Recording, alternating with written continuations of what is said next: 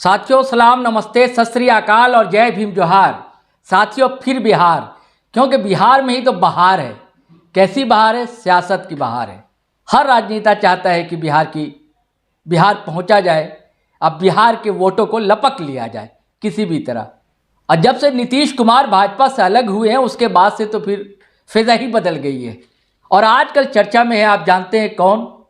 आनंद मोहन सिंह और मनोज झा, दोनों के बीच में जो वाक युद्ध है, बल्कि इसे वाक युद्ध नहीं कहूँगा, एक तुतुम्बा है जिसे कहते हैं हिंदी में वितंडा है। ये वितंडावाद क्या है आखिर, और ये लड़ाई क्यों पैदा की जा रही है? दरअसल सवर्ण के बीच ही, राजपूत और ब्राह्मण के बीच में। और इस लड़ाई में आखिर मलाई किसको मिलेगा, किसको फायदा होगा? तो दोस्तों आज की कहानी जो है इसी पर हमारी फोकस रहेगी कि मनोज झा ने ऐसा बयान क्यों दिया, और उसके एक सप्ताह बाद आखिर क्या वजह हो गई कि आनंद मोहन बिल्कुल लठ लेकर खड़े हो गए। उन्होंने कह दिया कि अगर मैं सदन में होता तो राख लगाकर उनकी जबान खींच लेता। सिर्फ उन्होंने ही ऐसे बयान नहीं दिए, भाजपा के लोग भी आ गए। राघवेंद्र प्रताप सिंह हैं, भाजपा के विधायक हैं, उन्होंने कह दिया कि मतलब तलवार से गर्दन उतार लाऊंगा, ऐसी बातें बताइए। और भाजपा के ही नेता हैं नीरज बबलू, उन्होंने भी मतलब आम लफ्जों में कहते भयंकर टाइप का, विकट टाइप का मतलब बयान दे दिया उन्होंने। लेकिन ऐसा हो क्यों रहा आखिर? क्या वजह है कि बयान कब दिया गया, उसके बाद फिर अचानक सपना आया क्या? किसी ने उकसाया क्या? या चर्चा ये भी चल रही कि मनोज झा को ही किसी ने उकसा दिया था। कुछ लोगों का कहना है कि राजद ने उकसा दिया था, कि राजद की इसके पीछे कोई रणनीति होगी, कोई राजनीति होगी। तो किसी का कहना है कि नहीं, इसमें सारा दोष जो है आनंद मोहन सिंह का है, बल्कि उनके बेटा, पूरा परिवार कह लीजिए। पहले चेतन आनंद ने बयान जारी किया, जबकि वो राजद के ही एमएलए हैं। और ये आप सबको पता है कि आनंद मोहन सिंह जेल से छूट कर आए हैं, और उनको छुड़वाने में नीतीश कुमार सरकार, जो कि गठबंधन सरकार है, राजद के साथ शामिल है, कांग्रेस भी उसमें, लेफ्ट भी उसमें है, छूट दी गई है, तब ये जेल से छूट कर आए हैं, सज़ा माफ़ हुई है इनकी। दरअसल गोपालगंज के एक डीएम थे, दलित डीएम थे, उनकी हत्या का आरोप इन पर था। अब वर्षों से ये जेल में थे, केस चल रहा था आनंद मोहन सिंह पर। तो इस कहानी को हम आज आपको बताएंगे कि आखिर मलाई कौन लेना चाहता है इस लड़ाई में, फायदा किसको होने वाला है। तो इससे पहले कि साथियों हम पूरी कहानी आपको बताएं, आपसे वही गुजारिश है जो बार बार कहता हूं, ये अकेला सफ़र है जीटी रोड लाइव पर, जिससे रिलेटेड कहानियाँ आपको रेगुलर मिलती रहती हैं। तो मैं चाहता हूं कि आपका सहयोग जीटी रोड लाइव को मिलता रहे, और आर्थिक सहयोग भी दें। आर्थिक सहयोग आपका हमें मजबूती देगा, बल देगा। हमारा यूपीआई नंबर है 8083557257। और अगर दोस्तों आप ये नहीं कर सकते हो तो हमारा यूट्यूब चैनल ज़रूर सब्सक्राइब करें, और वीडियो को शेयर करें, लाइक करें, कमेंट करें। और इसी नाम से, जीटी रोड लाइव के नाम से, फेसबुक पर हमारा पेज है, उसे आप फॉलो करें, वीडियो को लाइक करें, शेयर करें। तो साथियों चलिए अब बात शुरू होती है। बात मनोज झा की है, राजद के राज्यसभा से सांसद हैं। उन्होंने ओम प्रकाश वाल्मीकि की कविता ठाकुर का कुआं का पाठ उस संदर्भ में किया था जब महिला आरक्षण बिल पर बहस चल रही थी। उनकी मांग थी कि पिछड़े वर्ग, माइनॉरिटी की महिलाओं को भी उसमें आरक्षण दिया जाए। और उन्होंने जो कविता का इस्तेमाल किया उसमें ठाकुर शब्द का इस्तेमाल जो है एक बिंब के बतौर किया गया है। बाबा साहब का कोट मुझे याद आता है, उन्होंने कहा था कि ब्राह्मण से चिढ़नी है, ब्राह्मणवाद एक टेंडेंसी है, एक प्रवृत्ति है, एक फितरत है, वो हर किसी में हो सकती है। वैसे ही यहाँ ठाकुर का इस्तेमाल उस कविता में हुआ है। ठाकुर किसी जाति का बोधक नहीं था, वहाँ पर एक सामंतवाद का प्रतीक बतौर उभरता है उस कविता में। इसे आनंद मोहन सिंह ने जाति का सवाल ले लिया और कहा कि ये हमारे ठाकुर समाज पर, जो राजपूत समाज पर ये हमला है ब्राह्मणों की ओर से। उसके बाद बहस का एक लंबा सिलसिला चल पड़ा। अब क्यों चल पड़ा? कुछ लोगों का कहना है कि राजद जो है, राष्ट्रीय जनता दल, लालू प्रसाद की अगुवाई वाला, जिसके डिप्टी सीएम हैं तेजस्वी प्रसाद यादव बिहार में, उन लोगों की राजनीति थी कि जानबूझकर ऐसी कविता का इस्तेमाल मनोज झा ने किया। लेकिन मुझे कतई ऐसा नहीं लगता। मनोज झा प्रोफेसर है, लर्नड पर्सन, विद्वान है, मनीषी हैं, वो ऐसी गलती कतई नहीं कर सकते। हालांकि एक सीनियर पत्रकार, अम्बेडकरवादी पत्रकार हैं, जर्नलिस्ट हैं, चिंतक हैं, उन्होंने अभी भी ताज़ा बयान दिया है कि अगर ऐसी बात थी तो वो मनोज झा ब्राह्मण का भी प्रतीक ले सकते थे, वैसी कोई रचना का इस्तेमाल कर सकते थे। होता है कभी कभी अचानक जो चीज़ याद आ जाए वो चीज़ वो व्यक्ति बोल देता है। और इधर वो कविता दरअसल इससे पहले भी सोशल साइट पे बहुत ही वायरल हो रही थी, वो कविता ओम प्रकाश वाल्मीकि की। तो मुझे कतई ऐसा नहीं लगता कि मनोज झा ने जानबूझकर ऐसा किया। लेकिन आनंद मोहन ने ऐसा क्यों किया? जबकि आनंद मोहन छूट कर जो आए हैं, नीतीश सरकार के बदौलत आए हैं छूट कर, और उनके साहबजादे जो चेतन आनंद राजद से एमएलए हैं, ये भी सभी लोग जानते हैं। अब इससे हुआ क्या कि सवर्ण का जो प्रमुख वोट है, ब्राह्मण और राजपूत, इनमें सीधे सीधे बंटवारा हो गया। कहा जाता है कि 5 से 6% वोट जो राजपूत का है बिहार में, और 5-6 जिला ऐसे हैं जो कि राजपूत बहुल हैं, और कई लोकसभा सीट हैं, विधानसभा सीटें हैं जिसमें राजपूतों की संख्या अच्छी खासी है। अब वो राजनीति में अच्छी दखल रखते हैं, और आज की डेट में शायद 28 एमएलए राजपूत समाज से बिहार में। पिछले दिनों तेजस्वी यादव का बयान आया इस मामले में, अभी हालांकि लालू यादव पहले बयान दे चुके हैं, अभी तेजस्वी यादव का बयान आया, वो आप सुनिए। पार्टी में पहले जो है अगर किसी को किसी बात पे आपत्ति है, थोड़ा नीचे करो यार, पार्टी फोरम में जो है बात रखनी चाहिए थी, ना कि ट्वीट के माध्यम से। अगर कोई बात होगी तो उस पर पार्टी पे जो है संज्ञान में हम लोगों ने लिया है, और इस पर हम लोग बात जो है चर्चा जो हम लोग करेंगे। हालांकि मनोज झा जी प्रोफेसर हैं, आपको भी पता है, दिल्ली यूनिवर्सिटी में वो पढ़ाते हैं स्टूडेंट्स को, और मनोज झा जी जो है सर्वश्रेष्ठ सांसद के रूप में चुने गए हैं पार्लियामेंट में। इससे तो किसी को आपत्ति नहीं होनी चाहिए।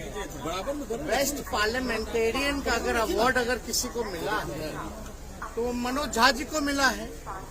उनके आचरण को देख के, उनके बुद्धिमानी को देखते हुए, जिस हिसाब से वो संसद में हर एक विषयों पे भाग लेते हैं, और जो चर्चा जो हो रही है ये महिला आरक्षण के समय में जो उन्होंने बात रखी थी कि भाई पिछड़ों महिलाओं को, अति पिछड़ा महिलाओं को जो है इसमें आरक्षण जो है सुनिश्चित करना चाहिए, ताकि गांव की भी महिलाएं, पिछड़े समाज की महिलाएं, या अति पिछड़े समाज की भी महिलाएं, या माइनॉरिटी की महिलाएं जो है इस आरक्षण का लाभ उठा सकें। इसी विषय में उन्होंने जो है ओम प्रकाश वाल्मीकि जी के पाठ को जो है वो दोहराया।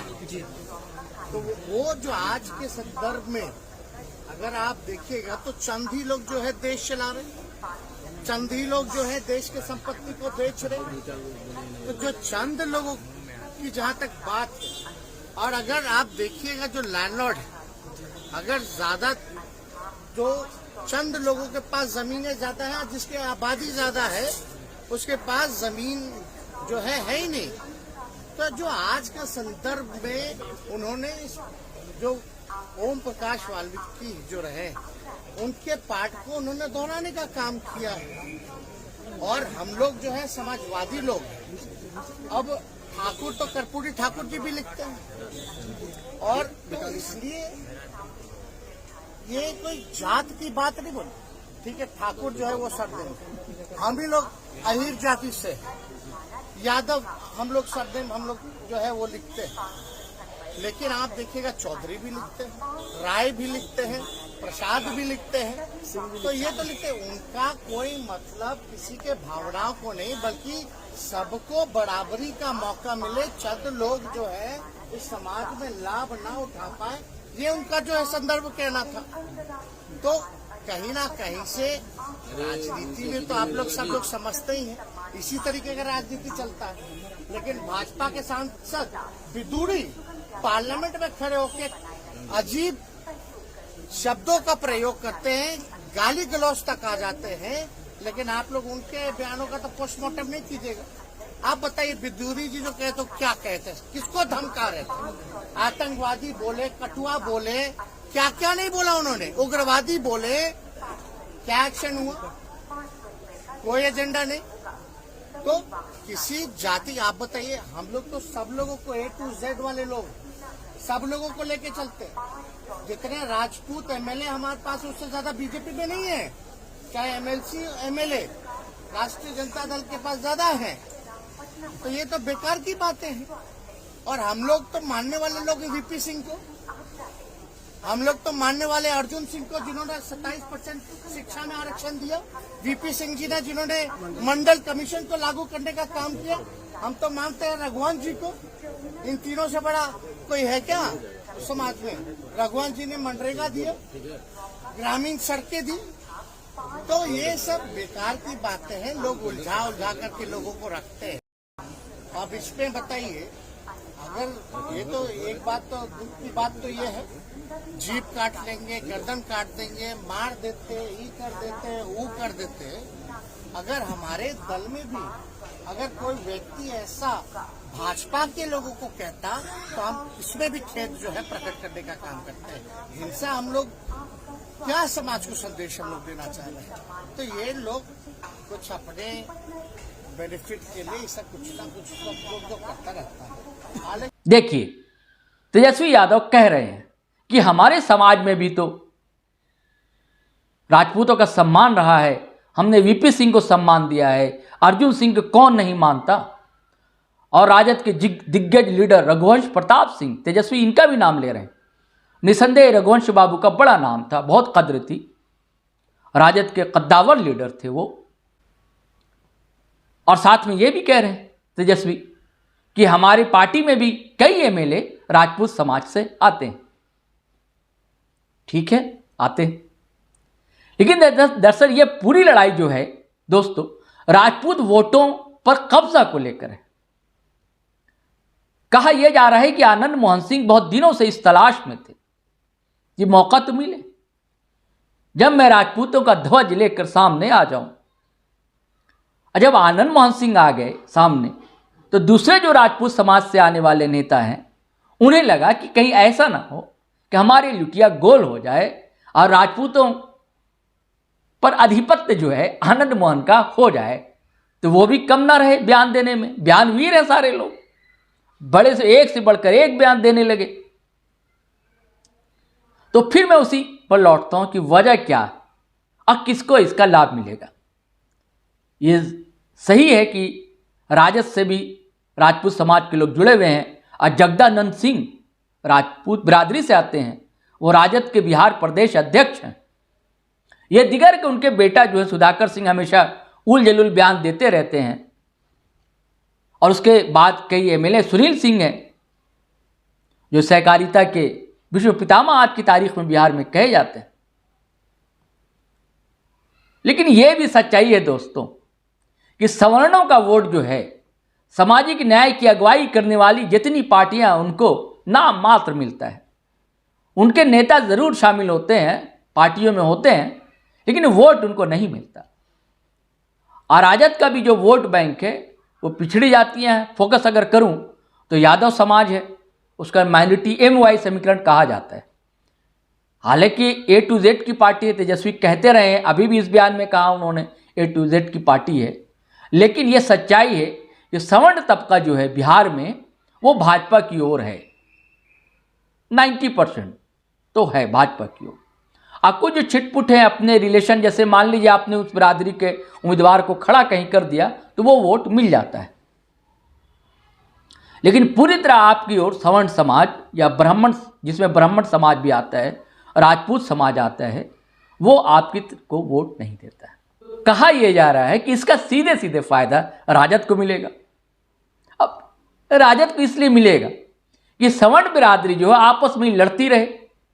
अब भाजपा भी बोलने की स्थिति में अब नहीं है। हालांकि भाजपा के विधायकों ने कह दिया, लेकिन ऑथेंटिक बयान किसी का नहीं आया। हालांकि अभी गिरिराज सिंह ने भी एक बयान दिया कि लालू जी को ऐसा नहीं करना था, उनको माफी मंगवानी थी। टुन्ना पांडे का भी बयान आया, कई लोगों के बयान आ रहे हैं लगातार। फायर ब्रांड जितने लीडर हैं उनके बयान आ रहे हैं। तो अब भाजपा इसलिए नहीं बोल रही कि सवर्ण वोट उसके पास, वो जाए तो किधर जाए, ना ब्राह्मणों को नाराज कर सकती, ना ही राजपूत को नाराज कर सकती। इधर जो एक खुला खेल फर्रुखाबादी है, राजद के सामने खुला मैदान है, उसे बहुत ज़्यादा चिंता नहीं है कि सवर्ण वोट मिलता है या नहीं मिलता है। और दूसरी तरफ कहा यह जा रहा है, जो मैंने पहले जिक्र किया, कि आनंद मोहन दरअसल मौके की तलाश में थे, वो रहना दरअसल चाह नहीं रहे थे, वो अपनी पार्टी को खड़ा करना चाह रहे थे। उनकी एक पार्टी थी बिहार पीपुल्स पार्टी, तो वो टटोलना चाह रहे थे समाज को और मौके की तलाश में थे। इनको मौका मिल गया। हालांकि वो खुद भले बाहुबली रहे, लेकिन उन कविता पुस्तक उनकी आई है, कविताएं लिखते रहे हैं, समाजवादी पृष्ठभूमि से भी आते हैं। वो खुद कहते हैं कि जेपी आंदोलन की उपज हूँ मैं, इसलिए मैं टाइटल नहीं लगाता जाति का। लेकिन भाई साहब, आप तो गए, आप वहीं पर फिर उसी खेमे में आ गए, आप जाति बरादरी की बात करने लगे। हालांकि लगे हाथ वो आनंद मोहन जहाँ भी बयान दे रहे हैं, वो रमेश विधोड़ी को भी कटघरे में खड़ा कर रहे हैं कि सदन में ऐसा नहीं होना चाहिए। मैं उनका भी विरोध करता हूँ जिन्होंने मुस्लिम समाज के खिलाफ ऐसी बातें कही थी। लेकिन साथ साथ वो कहते हैं कि मनोज झा को माफ़ी मांगनी चाहिए, उन्होंने पूरी बिरादरी का अपमान किया है। तो खबर यह दोस्तों पटना से आ रही है कि इस नवंबर में बड़ा जलसा, बहुत बड़ी रैली गांधी मैदान पटना में वो करना चाहते हैं।